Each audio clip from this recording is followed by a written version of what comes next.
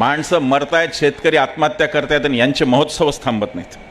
हा मुद्दा प्रत्येक भाषणात आधी मांडला आणि आताही मांडणार की महाराष्ट्राच्या राजकारणाचं उत्तर प्रदेशीकरण करण्याचा प्रयत्न चालू आहे. गेले काही दिवस भारतीय जनता पक्षाचे नेते उत्तरेतल्या बाबाबुवांना बोलवत आहेत. त्यांना आपण नको आहे, आपली वारकरी संप्रदायाची परंपरा नको आहे, कारण त्यांना ज्ञानेश्वर महाराज ते तुकाराम महाराज त्यांना परवडतच नाहीत. त्यांना हे आपले इथे किती कीर्तनकार आहेत महाराष्ट्रात, वारकरी संप्रदायातले उत्तमोत्तम हजारो कीर्तनकार आहेत, पण त्यांना न बोलवता उत्तर प्रदेशचे महाराज बाबाबुवा बोलवत आहेत. त्याचं कारण राजकारणाचं उत्तर प्रदेशीकरण करायचं. उत्तर प्रदेशमध्ये धर्माच्या राजकारणाचा जो खेळ खेळला तो आता महाराष्ट्रात खेळायचा आहे. कारण हा महाराष्ट्र फुले शाहू आंबेडकरांचा हा महाराष्ट्र आता जर तोडला नाही तर यांच्यासमोर गत्यंतर नाही. म्हणून आपला धर्म आत्ता महाराष्ट्र धर्म आहे की आपण यांना हद्दपार केलं पाहिजे. हा आपला धर्म आहे. आता जर आपल्याला ते भगवा भगवा आमचाही भगवा आहे. आता ते परवा एकनाथ शिंदे म्हणताना मी ऐकलं, आम्ही शिवाजी महाराजांचे मावळे होते. कशाचे मावळे तुम्ही? कोणते मावळे शिवाजी महाराजांचे सुरत मार्गे गुवाहाटीला पळून गेले? अरे ते आदिलशहाला घाबरले नाही तुम्ही, अमित शहा पुढे नांगी टाकली आणि वर सांगता आम्ही मावळे. कशाचे मावळे? हा देश भैताडला आहे नुसता. व्हॉट्सॲप युनिव्हर्सिटीने अजून त्याच्यात भर टाकली. हा देश इतका भैताडला आहे की केम्ब्रिजमधून शिकून आलेल्या माणसाला तो मौनी बाबा म्हणतो आणि ज्याच्या डिग्रीचा पत्ता नाही त्याला तो विश्वगुरू म्हणतो. एवढा हा देश भैताडला. विश्वगुरू, त्यांच्या डिग्रीचाच पत्ता नाही, त्यांचे कोणी क्लासमेट भेटत नाहीत. शाळेत मी त्यांच्या शेजारी होतो, कोणीच म्हणत नाही. एकही माणूस नाही सापडला भारतात जो म्हणला हो शाळेत आम्ही शेजारी. एकही नाही सापडला. एक जण सापडला तर त्याला मीडिया पुढे आणलं तर तो म्हणला नाही नाही मी शाळा सुरू व्हायच्या आधीचा मित्र आहे म्हणला. आता काय बोलायचं सांगा. म्हणजे मी लहान असताना मित्र होतो म्हणला अगदी. ते पुन्हा नंतर कोणत्या शाळेत गेले मला माहिती नाही. पंडित नेहरू सारखा तेजस्वी माणूस पाहिला. 70 साल में क्या किया हे मोदी त्याच्यावरून ट्विट करत होते, ट्विटरवरून, जे राजीव गांधींमुळे जे तंत्रज्ञान भारतात आलं. 70 साल में क्या हुआ, इतकं ढोंगीपणा. अरे 70 साल में क्या हुआ, तुम्ही जर असते ना तिथे नेहरूंच्या जागी तुम्ही गळपटून एक दिवसात सत्ता सोडली असती. कारण काय आव्हानं होती स्वातंत्र्य मिळाल्यानंतर. संसद तिची रचनेचं आव्हान होतं, राज्यघटना तयार होत होती अजून ती तयार नव्हती त्याचं आव्हान होतं, सरकार आणि न्यायालयाच्या रचनेचं आव्हान होतं. या देशात दारिद्र्य होतं अफाट, सुईसुद्धा बनत नव्हती या देशात, साक्षरता नाही, काहीच नाही. तिथून त्या माणसांनी देश आणला. तुम्ही 1% सुद्धा त्यांचं केलं असतं ना तर भारत कदाचित सुखी झाला असता. 70 साल में क्या किया, तुम्ही जे बोलायला लागले नाही तेच 70 साल में किया.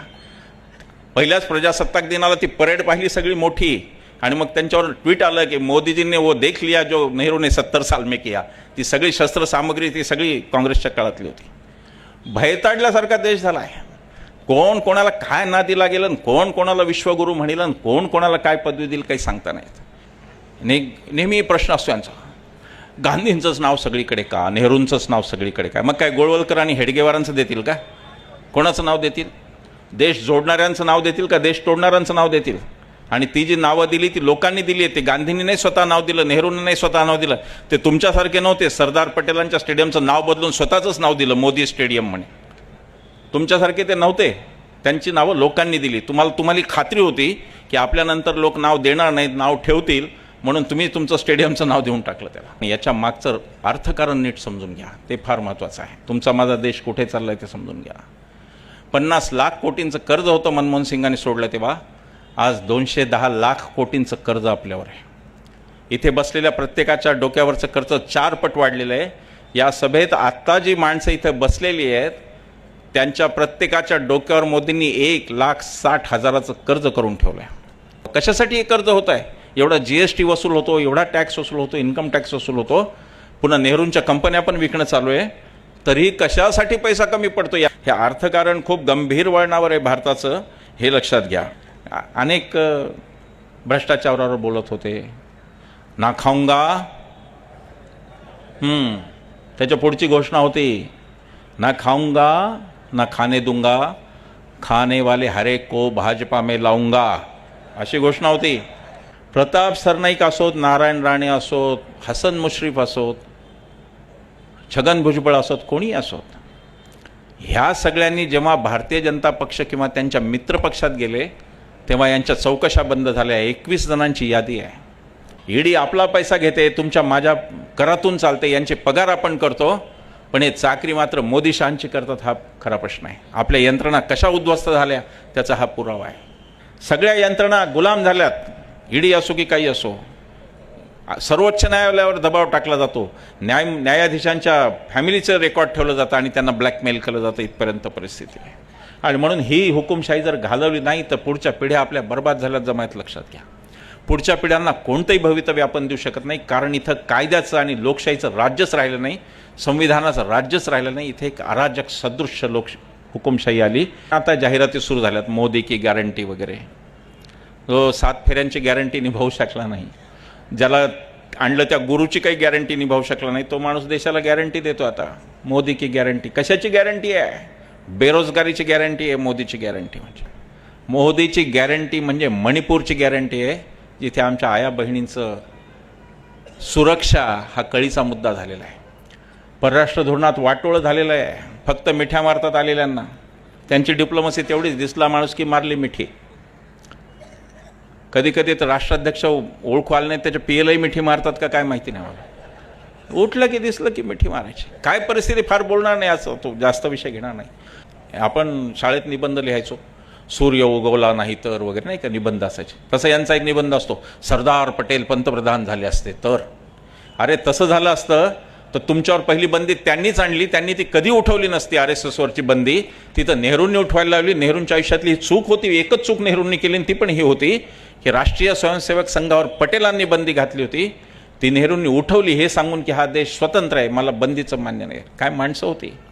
परवा आमच्या हल्ल्यानंतर देवेंद्र फडणवीस म्हणाले, गृहमंत्री कायद्याचे तज्ज्ञच स्वतः, ते काय म्हणाले माहिती आहे?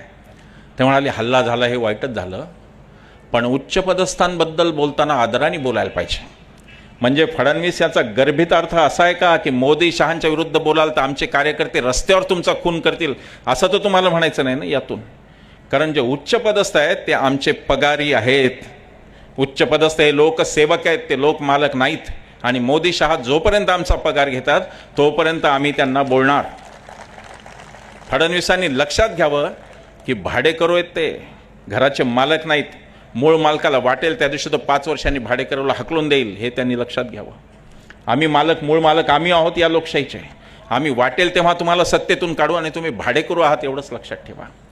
मला फडणवीसांसाठी मी ही गोष्ट सगळीकडे सांगितली, इथंही मी ती सांगणार. फडणवीसांसाठी ही गोष्ट आहे, इथलं कोणासाठी नाही आहे. ती गोष्ट पंडित नेहरूंची आहे. उच्चपदस्थांबद्दल बोलू नका, मोदी शहांबद्दल बोलू नका, या पार्श्वभूमीवर सांगितलेली ही गोष्ट आहे. पंडित नेहरूंना विचारलं होतं की तुमच्यात अनेक प्रकारचे नेहरू दडलेले आहेत. एक परराष्ट्र धोरणातला तज्ज्ञ नेहरू आहे, दुसरा नियोजनातला तज्ज्ञ नेहरू आहे, तिसरा मुलांचा चाचा नेहरू पण आहे. तर यातला सगळ्यात जास्त कोणता नेहरू तुम्हाला आवडतो, असं नेहरूंना विचारलं.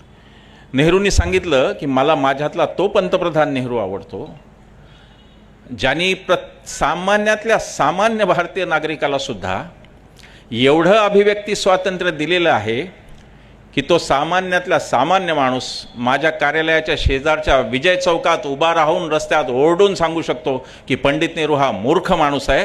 हे देणारा माझ्यातला पंतप्रधान मला सगळ्यात जास्त आवडतो. काय तुलना करायची, कुठे माणसं ती, काय माणसं होती, काय माणसं पाहिली या देशाने. मोदीजीचा 15 लाखाचा सूट तो केला पुतळा सरदारांचा. सरदार यांना कळलेच नाहीत सरदार काय माणूस होता. सरदार पटेल कळायला 10 जन्म लागतील यांना.